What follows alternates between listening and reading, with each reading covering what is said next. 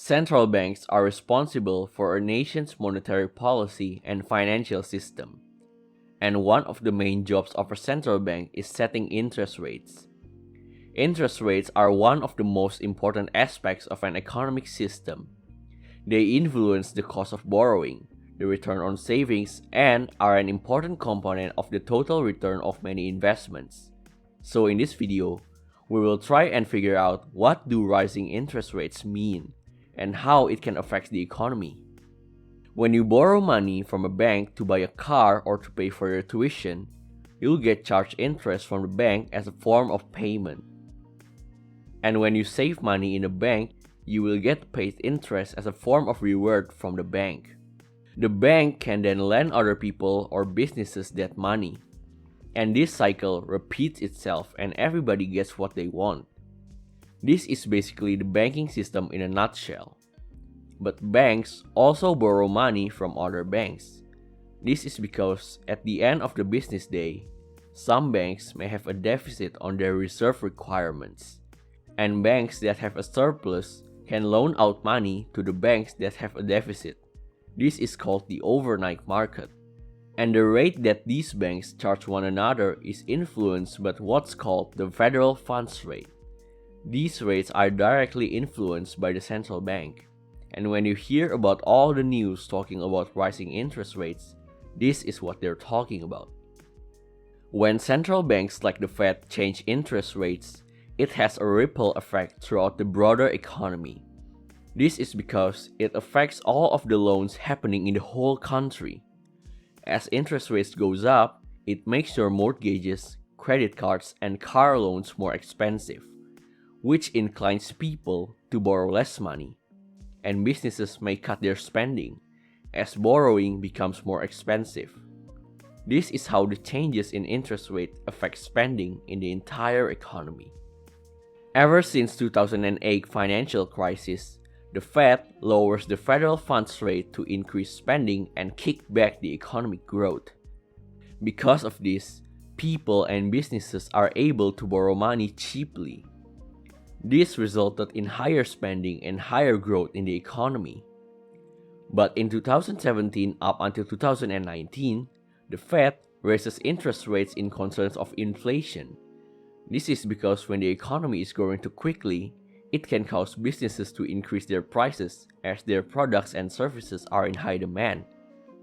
This can cause inflation, which is bad, because inflation makes your money loses value. But since 2020, the Fed lowers interest rates again because of the recession and in an attempt to restore economic growth. Now, what does this change mean for us? Like I said before, rising interest rate is caused by the concerns of inflation, and rising interest rates can cause people to cut back on spending as the cost of borrowing becomes more expensive. This can keep inflation at bay, but of course, this comes with its own consequences. Less spending in the economy means less economic growth, and sometimes businesses may even need to save money due to declining cash flows, which often results in unemployment. This certainly isn't pretty, but it ensures that we don't experience hyperinflation, which we've seen in some countries such as Venezuela. For consumers, which is basically all of us, rising interest rates can cause loans such as mortgages become more expensive. As for investors, rising interest rates can cause stock prices to drop. This is because both businesses and consumers will cut back on spending, and this can cause the company earnings to fall. This is why changes in interest rates can gain a lot of headlines. Interest rates also affects bond prices.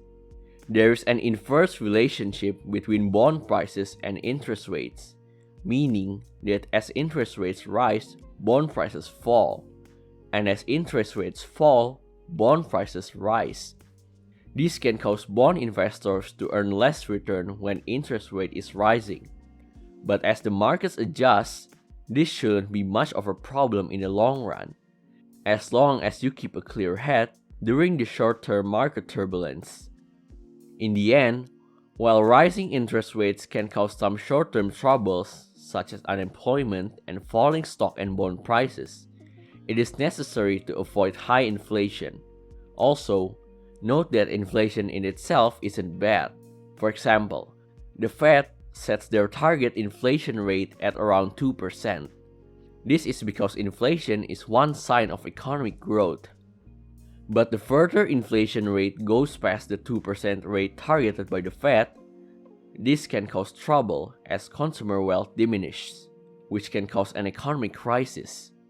With that said, if you enjoyed this video, please hit the like button and subscribe. Once again, thank you for watching and see you next time.